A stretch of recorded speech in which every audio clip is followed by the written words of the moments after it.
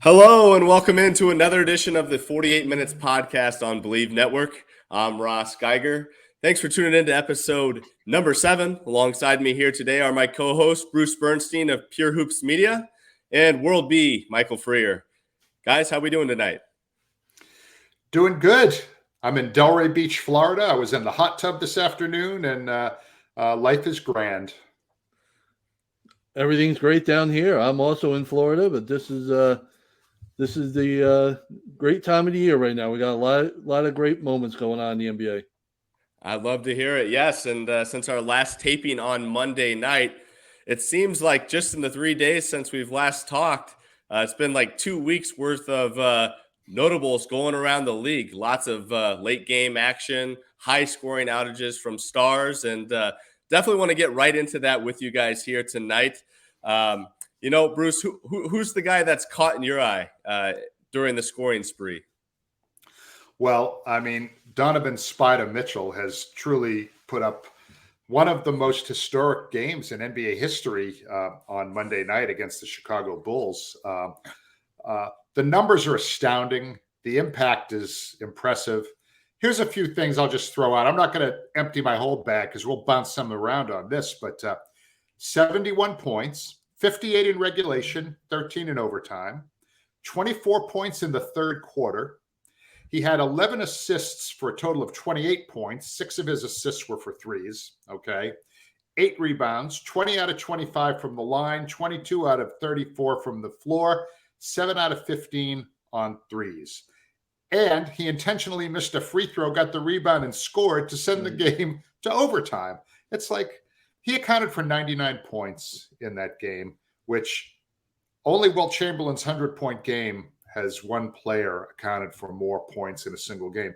I think by any calculation, you'd have to say this is one of the top 5 single game performances ever. I mean, what do you guys think?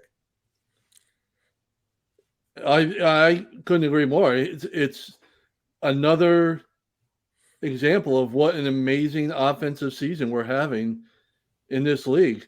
I believe he is, since Wilt Chamberlain, I believe he is the third player to score 70 or more in a game in a win, joining Kobe and David Robinson. I believe I may have missed one, but I think it's just those 3. He's having an amazing season. We talked about off air. He and Garland have combined. They're probably the best backcourt in the East. I can't think of a better one. And it just seems like as you mentioned, Ross, every night it's something else with some player going crazy. I think we've had 5 50-point games, 5 different players go for 50 in the last 2 weeks. That's amazing.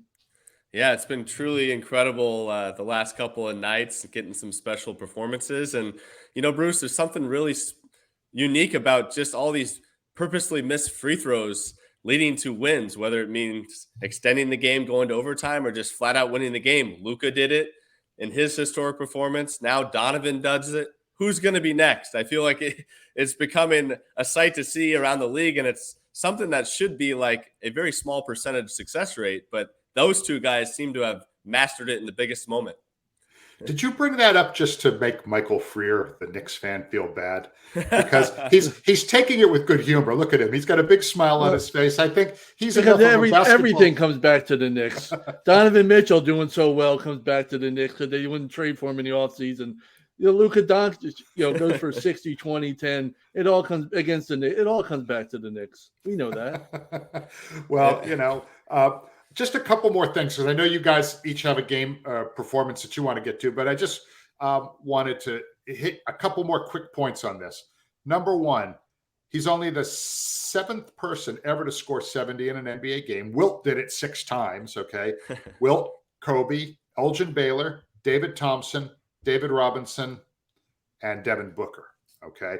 No other player has scored 70 with 10 rebounds, and that includes Wilt. Okay, which if you think about that, that's pretty remarkable.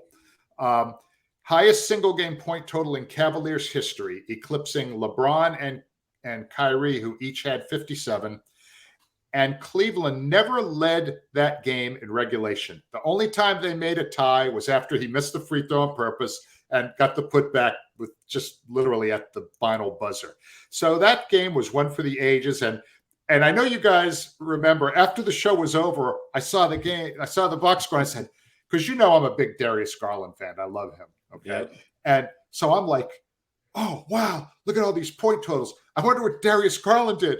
And we look at it, it's like, well, Donovan Mitchell had 71 points and Darius Garland, DNP. So what can I say?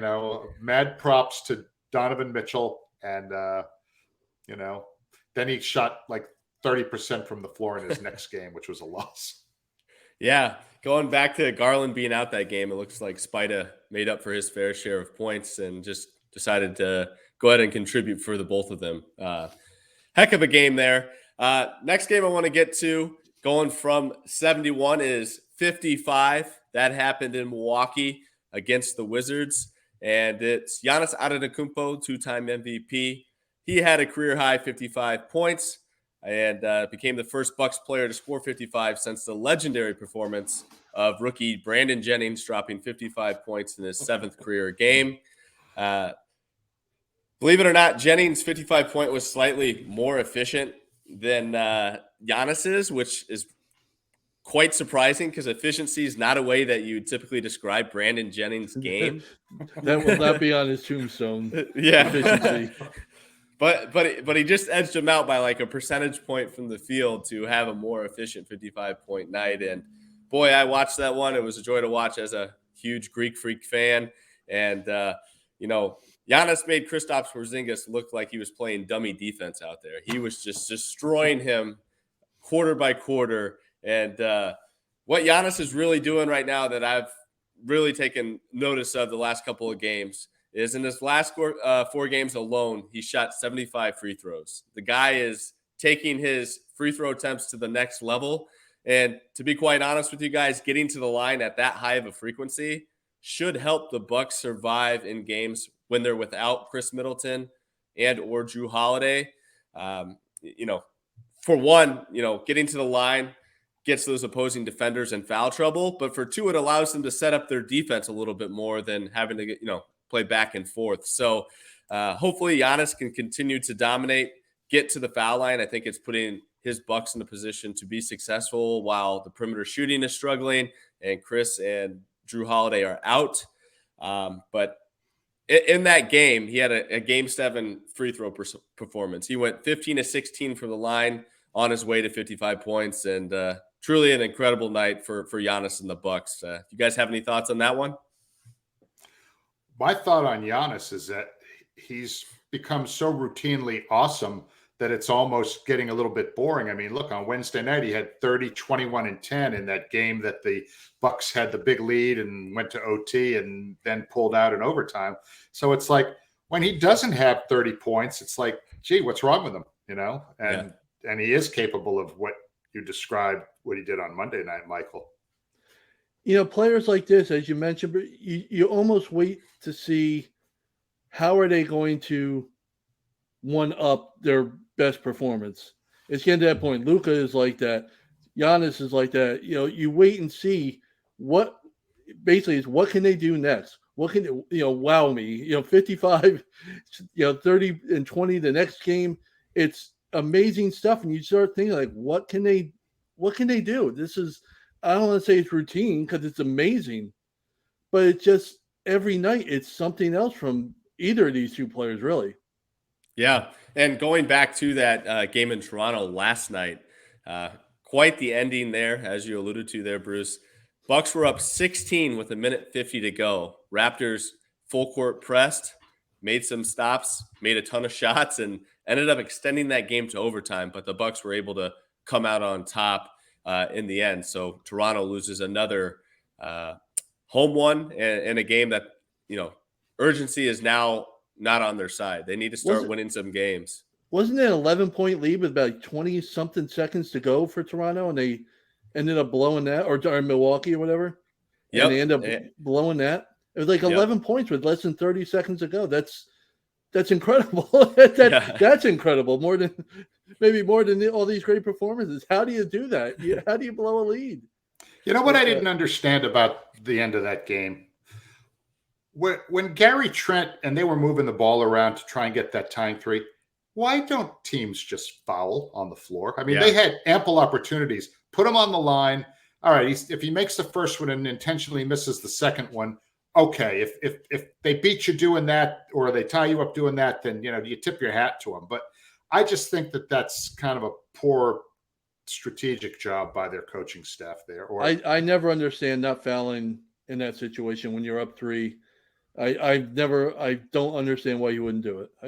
I agree. It burns you. I guarantee you, without knowing the numbers, I guarantee you it burns you more often not fouling than if you foul and paint the scenario you just painted.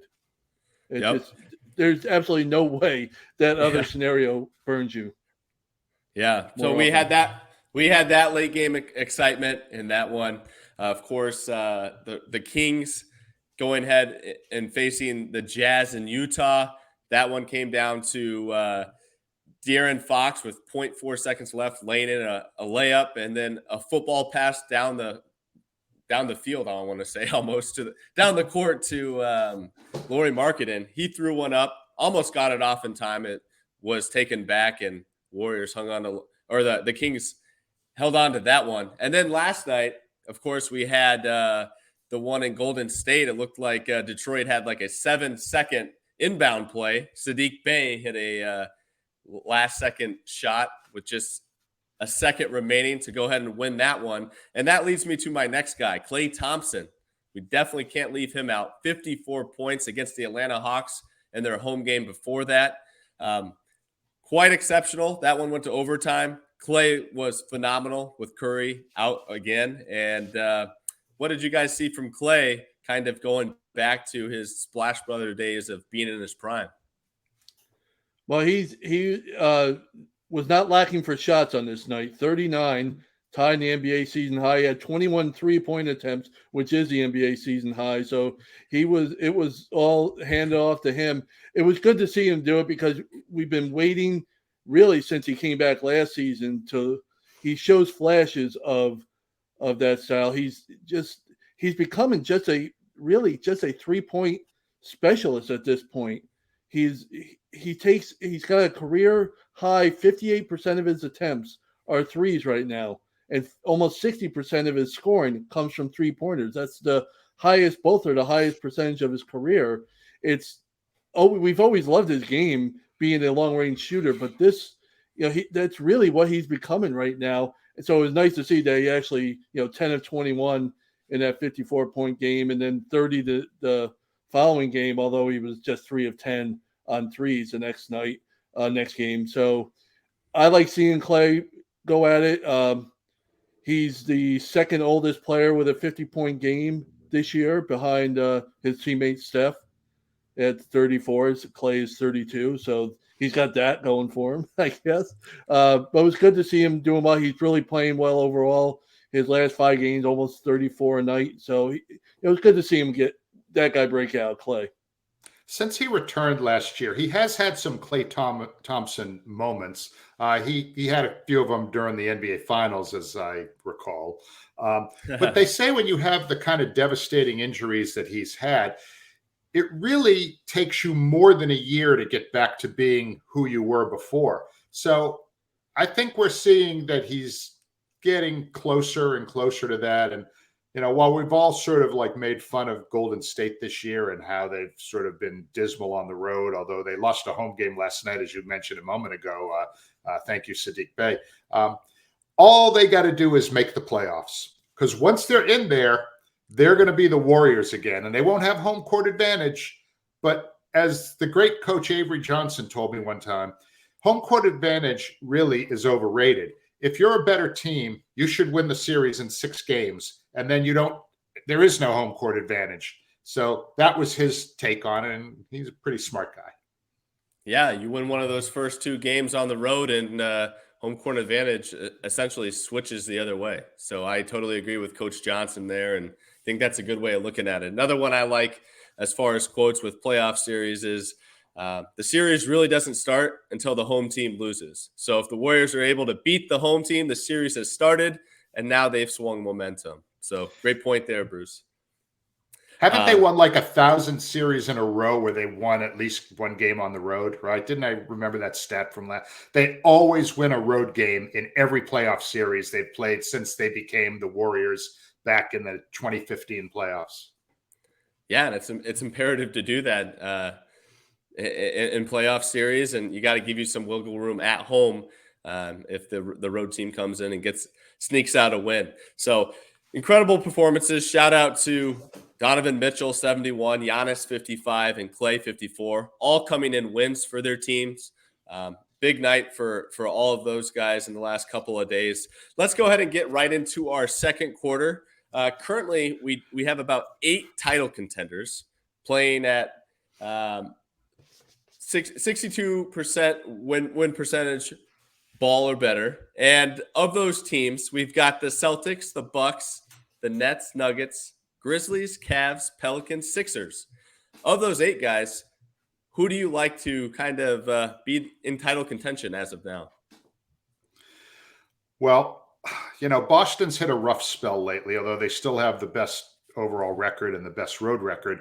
And as we're recording this, they're in the process of beating down the Dallas Mavericks. Are up by 24 points after 3 quarters as we tape on Thursday night.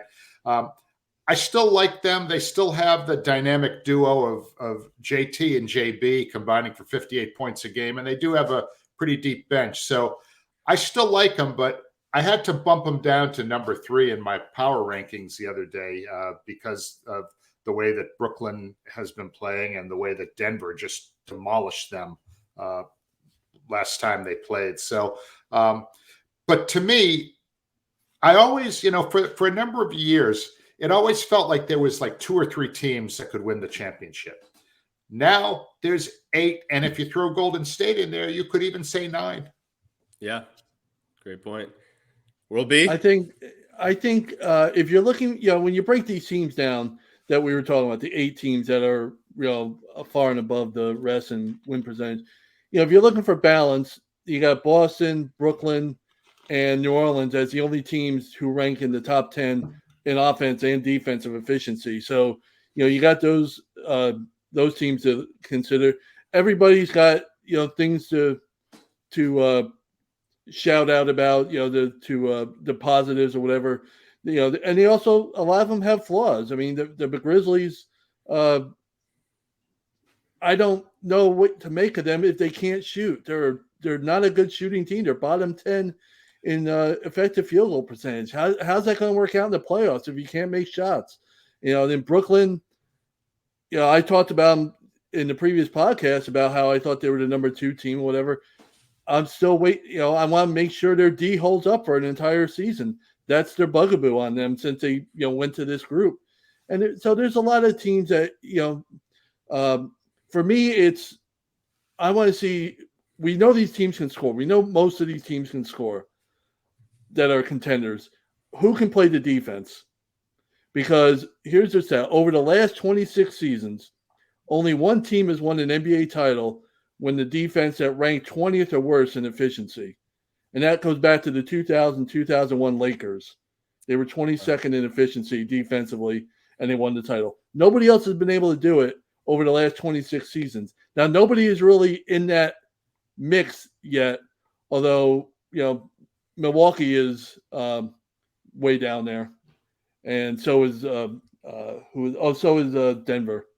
So the 2 of them, Denver is the one that's really down. Milwaukee's good. Milwaukee's got offensive issues, But Denver, that we touted on Monday or on Tuesday, is really a struggle defensively. So I'm waiting to see who steps up defensively and puts themselves ahead of the mix. Just to reinforce what you said, and I know, Rush, you want to hop in here. Denver is number 26th in the NBA in opponent field goal percentage. Opponents shoot 48.6% from the floor against them, which is not a championship number. No, not at all. And I was going to focus more so on Cleveland. They've piqued my interest here recently. If they're able to get those bigs healthy and Jared Allen, Evan Mobley, get some experience in the playoffs, and then rely upon Donovan Mitchell and Darius Garland. As you mentioned, I too believe that's the best backcourt in the Eastern Conference. if you got the guard play and you got the bigs, I don't see why you can't go deep. They're scary to me this year, especially with the leap Donovan Mitchell's made and the seamless transition he's made to that Cavalier organization. And I do think their general manager, Colby Altman, might make a move. Might be a small one, but they do need to upgrade that small forward position. You can't have Lamar Stevens and Dean Wade be or even Isaac Okoro being your starting three. But I could see them possibly making a minor move to kind of get a veteran into that spot that can be a 3-and-D type guy, hang out in the corner and be effective for those ball handlers and those rollers that they have there in Cleveland. So I'm keeping an eye on the Cavs. Altman should be thinking about Jay Crowder, don't you think? Yeah, a one-time Cavalier. He was there with LeBron, I believe, or maybe was it right after LeBron? I'm kind of blanking, but he was a one-time Cavalier, so he's familiar with that organization. By the way, they're just outside being one of those teams in the top 10 in both offense and defense. They're number 11 in offense, and they have 3 guys this year to have scored 40 plus, I believe, in along with or 50 plus, excuse me, along with Garland and Mitchell. Karis LeVert has a 50-point game, so they have the people capable of putting in the points, ball in the bucket, along with their number 1 defense. Michael, you were talking about Memphis, how they're not really a good shooting team, but somehow they're right there. They are the number 1 defensive team when it comes to opposing field goal percentage, 44.2%, which is best in the NBA. They're also way up there in rebound differential, plus 5.6, trailing only Milwaukee. Milwaukee's the best in rebound differential.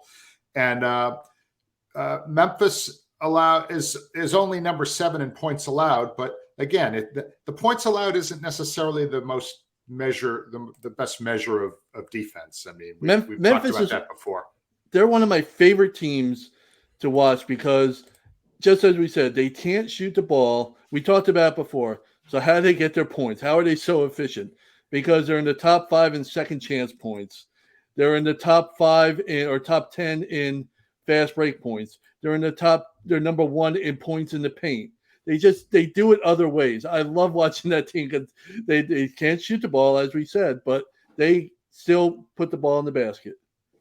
It's funny. Of the top 8 teams that we've talked about here, 4 of them are 500 or better on the road, and 4 of them are below 500 on the road. The team, and I'm like a broken record when it comes to road record as one of my measuring sticks for how championship worthy a team is. Memphis is below 500 on the road. So is Cleveland. So is New Orleans. So is Philly. Boston, Milwaukee, Brooklyn, and Denver are all 500 or better on the road. So a lot of the things I'm seeing are making me think let's not go to sleep on Milwaukee. I really don't think, they haven't been whole this year. They haven't had their group together. As Ross pointed out recently, they haven't had a chance to integrate Joe Ingles into the mix as of yet. So once Milwaukee gets healthy, I would say we all have to keep our eye on them. Absolutely. Glad to hear you're optimistic on the Bucks, Bruce. I know that's tough for you to do as a Celtic fan, but I'm just a fan. Yeah. And by the way, we almost halfway through the season, we talked about all these teams, a bunch of them in the West. Didn't mention the Suns, didn't mention the Warriors, didn't mention the Clippers. Yeah. With all the star power on all these teams. And really, you wouldn't consider, of those 3, I would, at this point, maybe the Warriors, but I would consider the Clippers just because of their defensive ability. Their offense is horrible, but their defense can really shut you down. And if they ever get healthy and get everybody together, they got enough shooters that maybe they can just score enough to get through. But it's amazing. We've talked about all these teams, Memphis, New Orleans, Denver, all these contenders. None of those 3 really you would have to consider a contender at this point. You're right about the Clippers. And as I was looking up, talking about Phoenix, since Chris Paul has returned, they're only 4-11. You would think that his return would have sparked them to, some better results. Obviously, there's other things going on there. I'm not blaming Chris Paul for that, of course. But it's not like he was the panacea for them.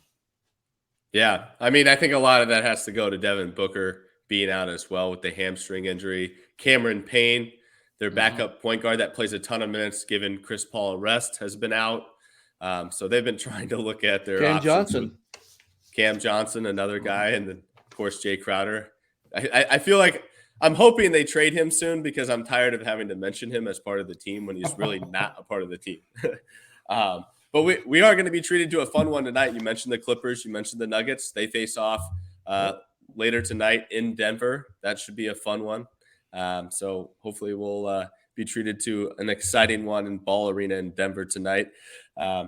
Nextly, I want to play a little buy and sell with you guys. And I really want to imagine that you guys are in the store, maybe as a child. And I'm saying, you can only pick out one toy. So I'm going to give you something that you can buy. All right. If you had the choice to buy either the Cleveland Cavaliers this season or buy the New Orleans Pelicans, who are you taking? You want to go first, Michael, or should I? I don't know. Go ahead. I would buy on the Pelicans right now. I love the Cavs. It's not, if I have to choose one. And the reason is this, really. They're top 10, like I mentioned, in both offensive and defensive efficiency. Obviously, I also mentioned the Cavs are just outside that group. They've had their big three together on the court. Brandon Ingram, Zion, and CJ McCollum for 10 games.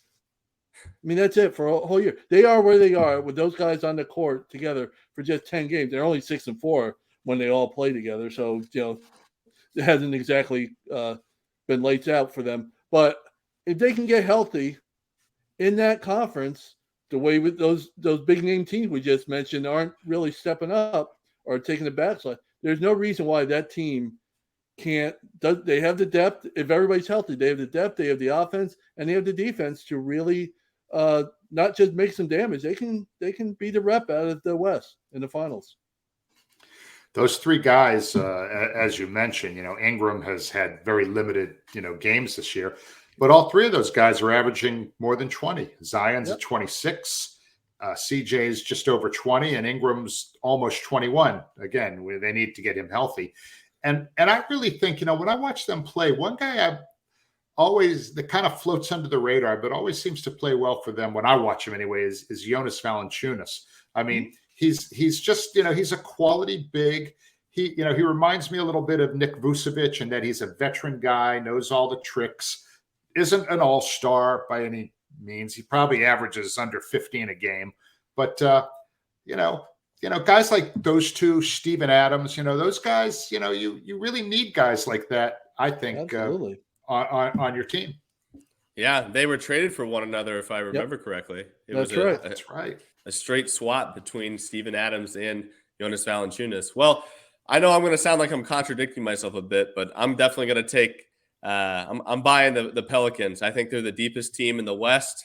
I come playoff time, I like the feistiness of their guards, especially having their backup guard, Alvarado. Alvarado really gets after it, brings energy to the crowd and to his team. CJ McCollum, one of the best shooters in the league when he gets going. And as you mentioned, Valanciunas, he can bang, he can step out, hit a 15-footer. Larry Nance, if he's healthy, is a very versatile 4-5 big that can match up well with other teams' front court players. And then, I mean, what's there to say about Zion? If Zion's healthy, watch out. The guy can just score at will in the paint with his big body. And Brandon Ingram concerns me a little with his toe injury, but it sounds like he is back to practicing. I just recently looked that up. And, hopefully they can get him back. They definitely miss his length on the perimeter on both ends of the floor. But I would have to take Pelicans as well. And by the way, CJ McCollum has not had a good season so far. He's had a struggle, his first full season there. We expected bigger things than what we're getting. So if he can get going the way we know he can, and everybody else gets healthy, and I think it's easier right now to get out of the West than it is to get out of the East to make the finals. Not to disagree with two brilliant basketball minds like yourselves, but I'm buying Cleveland. Okay. What I like about Cleveland is obviously I love their backcourt. probably love Darius Garland more than I should, but that's, the way he's Kyrie 2.0. And I love those two bigs. I love Mobley, who had the game-winning shot on Wednesday night. And I'm a big Jared Allen fan. And, I just feel like, they've won 8 of their last 11. The schedule's been favorable. Out of those last 11, 8 of them were home games. But even their 3 road games, they were 2-1, which is a little better. They're below 500, as we said earlier. But they have their next 5 on the road. So we're going to see what they're made of. Their next 5 on the road are Denver, Phoenix, Utah, Portland, Minnesota. If they can go 4-1 in those 5 games, then I'll feel really good about them. And I think 4-1 is realistic against those 5. Again, Denver's probably a loss, but Phoenix, Utah, Portland, and Minnesota, those are all winnable road games for Cleveland. And another thing I'd mention on the Cavaliers and their backcourt is we failed to mention Ricky Rubio. I know he's out right now, but could he be healthy for a postseason playoff run? He might be. And if he is, we know he's got veteran experience, very good defensively, getting in the passing lanes for steals, distributing the ball with assists on offense. I'd keep an eye on him. If he can get healthy, that'd be quite a nice backup point guard for a playoff team. So absolutely. Yeah. All right. Well, you guys bought an item. All right. I let you buy a team. But in order to take that team home with you, you got to sell one. All right. And we're going to focus on 2 teams in the Eastern Conference. So you're looking around your closet and you got the Atlanta Hawks and you got the Toronto Raptors. What are you selling? What are you getting rid of? What team are you done with? Bruce? I'm selling Toronto. Okay. 6 games under 500, barely over 500 at home, 5-13 on the road. All right. Losers of 10 out of their last 13 games. They do have their next 5 at home, so they may have a chance to get close to the 500 mark again. They've gotten a great season out of Pascal Siakam, one of Ross's favorite guys. 26 points almost, over 8 boards, 6.6 assists. That's a really high number for Siakam. He's got a couple of good shooters around him. Anunoby, Van Vliet, and Trent are all averaging between 18 and 18 and a half a game. They should be better, right? But they're horrible defensively. They're 27th in opposing field goal percentage. They're dead last in turnover differential, minus 4.6 a game. They force very few turnovers. So I am selling Toronto, selling them cheap. What about you, World B?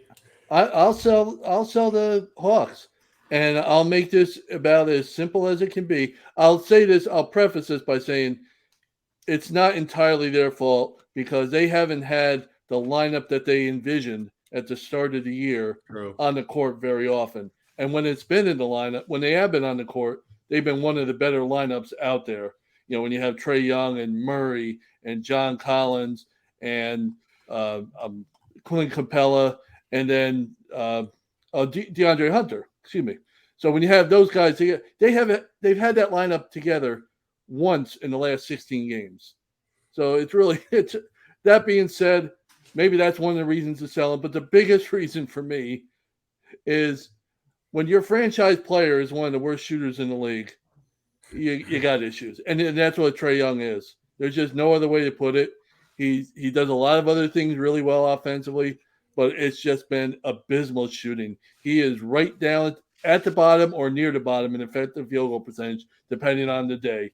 So when your franchise player is one of the league's worst shooters, you got to sell them. They have major chemistry issues. They have big-time chemistry issues. The DeJounte Murray thing just has not worked out, even though he's put up good numbers. And we talked about this a couple of weeks ago. I'm of the opinion that one of the reasons Trae Young is not the Trae Young we're used to seeing is because they brought this guy in who plays his position, more or less. And I think that, I think that that's really affected him. That and the fact that they're a terrible rebounding team. I mean, they get pounded on the boards pretty much every night. So, no rebounds, no playoff spot for them. I'm actually going to go with Bruce here. I'm selling the Toronto Raptors as well. Bruce, you mentioned the defense and their struggle to get stops on that end of the floor. And you look at that roster and they've got all the length and athleticism in the world. and what they bring out there every night, and just doesn't make sense. Something's not ticking right within that core group of players. I think, as World B and I discussed on last week's episode when you were out, Bruce, I think one of those core four guys in Van Fleet, OG Anunoby, Pascal Siakam, and Scotty Barnes, I think one might be gone here soon. I think they need a major shakeup, and maybe that can turn their season around. But I'm selling Toronto as of right now. They just can't gel and put it all together, and that's been evident all season. So I'm gonna stick with Toronto. Which of those guys would you trade? I mean, if you had to lose one of them, if you're Toronto, who would you let go? I'd let Van Fleet go if possible. I think obviously he's on the back end of his prime. He's got the big money, and there's a lot of teams out there that would be very interested in such a talented point guard, such as Van Fleet. Big money and little production for that money so far. That's the problem. I'm sure Toronto would love to trade him and get a lot of money off the books there, but who's going to take a guy? When you're a 3-point shooter and you can't shoot the three, there's really not a whole lot left for you to do. Usually the Knicks take guys like that, don't they? Absolutely. Well, he's not old enough yet. He's not old enough. He's not beat up yet. Give him a couple of years. He's a couple of years away from being a Knick. Well, plus they have Evan Fournier, so they've got a useless 3-point. Oh, we'll trade that. There's a straight-up trade. Well, let's do that. Yeah. Well, heading into the fourth quarter here, we got a big weekend ahead of us here. Let's get into our weekend preview. Bruce, I'm going to start with you. Looking at Friday, Saturday, and Sunday, what game in particular stands out? Well, I'm looking at a game that isn't a sexy matchup between two teams, but more of kind of a sexy matchup between two players. And that would be Sunday, the Mavericks at the Thunder.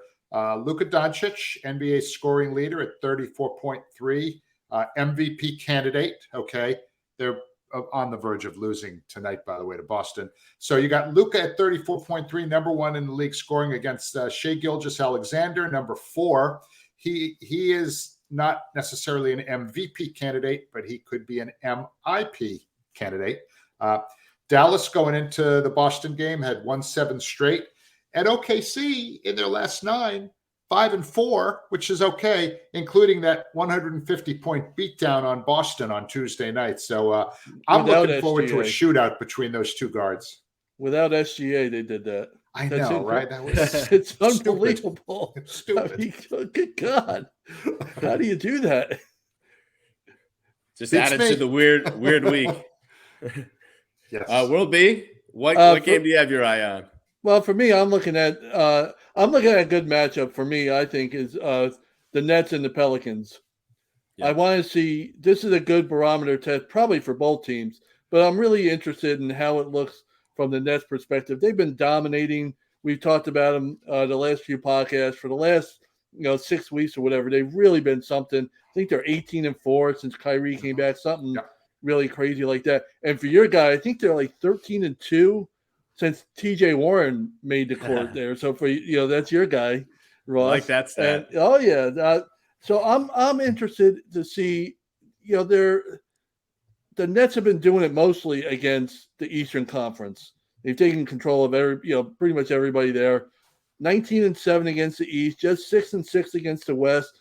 They lost to the Pelicans already, but that was way back in October, the season opener. It doesn't really count at this point. The top 5 in the West that in win percentage, the Nets are just 1-5 so far against those teams. So this is a good barometer for them to see where they are. Obviously, without Zion in the lineup, makes things easier for Brooklyn. But they still they're coming off a loss. Let's see how they are. Are they angry after a loss? It's been a long time since they've had one. So let's see how they react to that. And we mentioned the Pelicans in the last quarter up and down, and just how much I think they're great, and I think they're a serious contender for the West. Durant is having a remarkable season. He's averaging just under 30, 29.9, okay, which ties for his second best scoring average for a season of his career, age 34.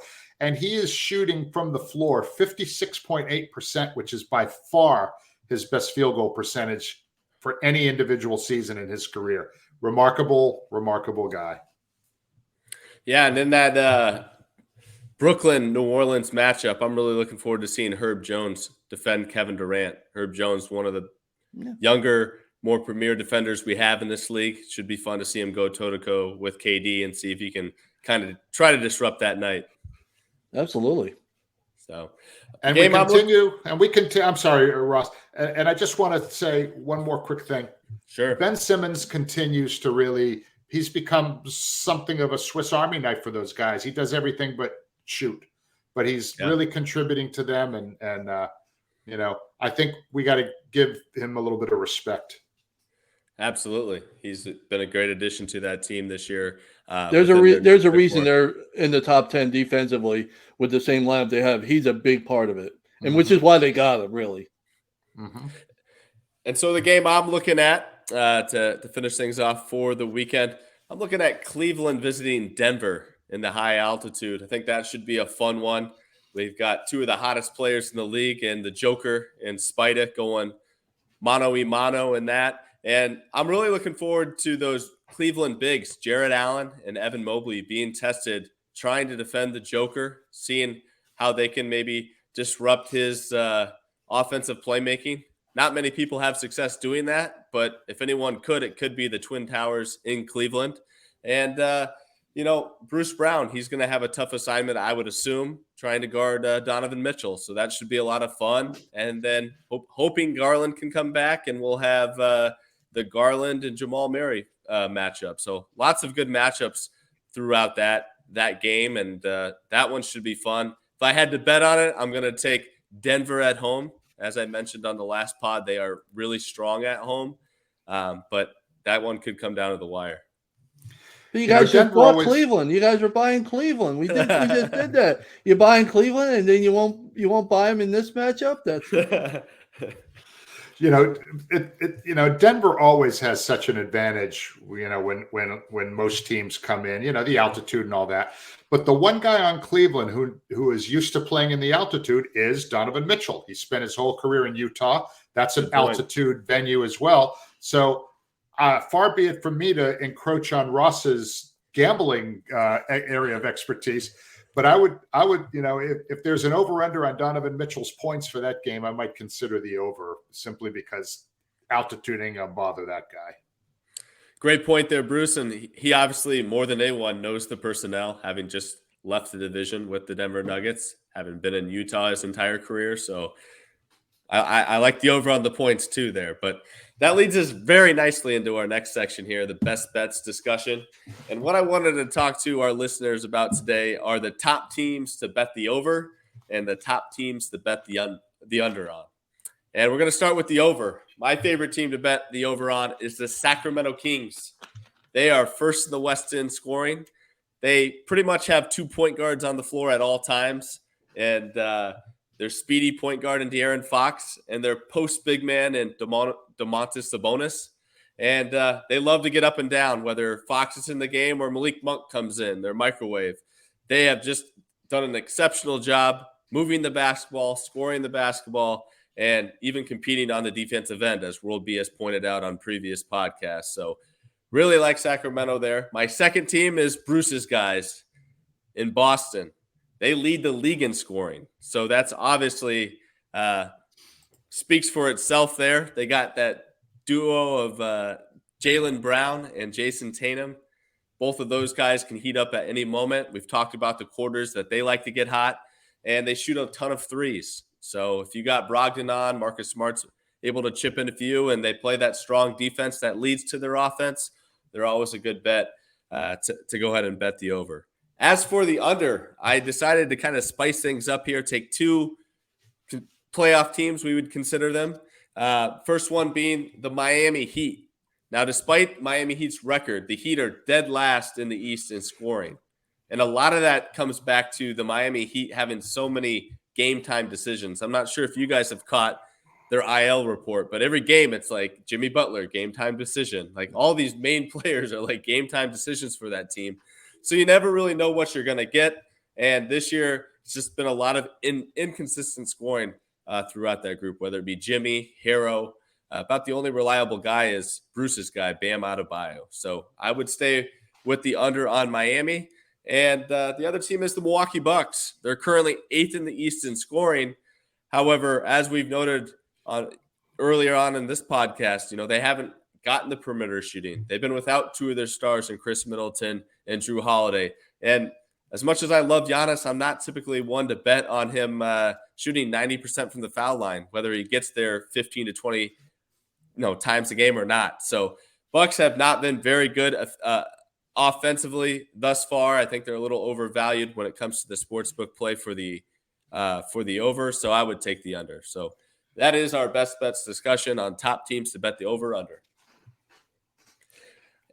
Ross knows. Listen to Ross. Put your money where Ross tells you to put your money, people. And you too will be driving a brand new Tesla. Yeah. By the way, I mentioned to you guys off the air, the team that has the best record in the overs, highest percentage of games going over of all teams, the Detroit Pistons. 60% of their games go over the total because obviously with such an inept offense, reputation, the over-under total is going to usually be set pretty low, and it allows for them, along with their incredibly struggling defense, to allow the games to go over the total. Never would have guessed them, World B, but leave it to you. I wouldn't have either. Go up and come up with that one. Basketball. They look good the other night. Now they're playing getting the win over the Warriors. I'm sure that was another game that went over the total. Yeah, on the road too. So credit to them there. Well, we are getting close to wrapping things up, but the 48 Minutes crew wanted to have a final thought here. Bruce, I'll let you go ahead and tee us up for this one. I know that's one that is important to all of us, but I wanted you to kick things off for us. Thanks. The whole big story in sports this week, obviously, is the Damar Hamlin story, the Buffalo Bills safety who suffered cardiac arrest on the field on Monday night while we're actually taping this podcast Monday night. And it really kind of made me think about the fact that sometimes we look at professional athletes and we don't even recognize them as people in a lot of ways. We recognize them as performers, as athletes, as guys that are superhuman. And I think sometimes we criticize them unfairly. Obviously, your heart goes out to Damar and his family, but we will casually talk about a guy maybe that's injured and say, why can't he get out there and play? He's making all that money. Why doesn't he get out there and play? I would do it for free, right? Well, you know what?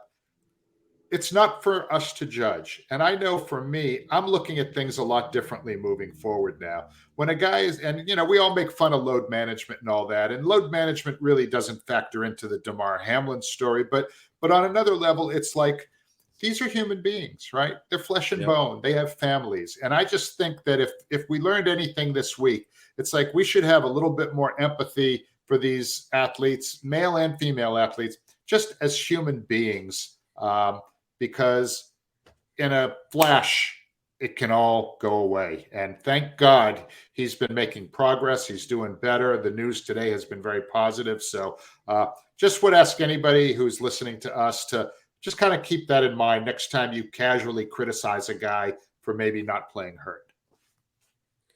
Well said there, Bruce. World B, anything to add? Well, I think Bruce said it very well just now. I think we make a mistake. We all do, myself included, of, as Bruce just mentioned, they don't seem real sometimes. We watch them on TV. We're all in the business. We've all been in the business sports wise. We've all run into these athletes in some capacity. So maybe we have a little bit better understanding, but you watch them on TV, you watch all these athletes. Sometimes it doesn't seem real. We make we make comments, flippant as they may be, and myself included, about a player's performance, or we write it off.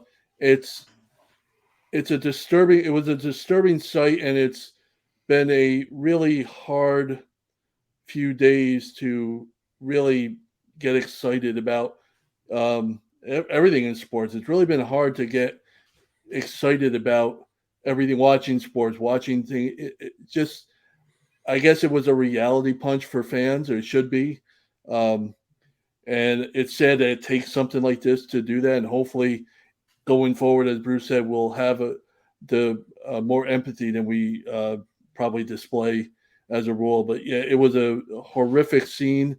We also, were texting each other after the fact because we were taping, and none of us knew what had happened at the time, and it was, it's just hard to get your head around something like that could happen. So yeah, I'm hoping, as Bruce said, myself, if I do anything else, display a little more empathy in these situations down the stretch, and not make a comment is fine, a funny comment, but to be the mean comment really isn't necessary, I guess.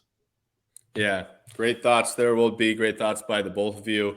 I just want to say that our thoughts and prayers are with Damar Hamlin, his family, his teammates, his organization, and all his fans during this difficult time. And we wish him all the best in his recovery, and hope he can get back on his feet soon.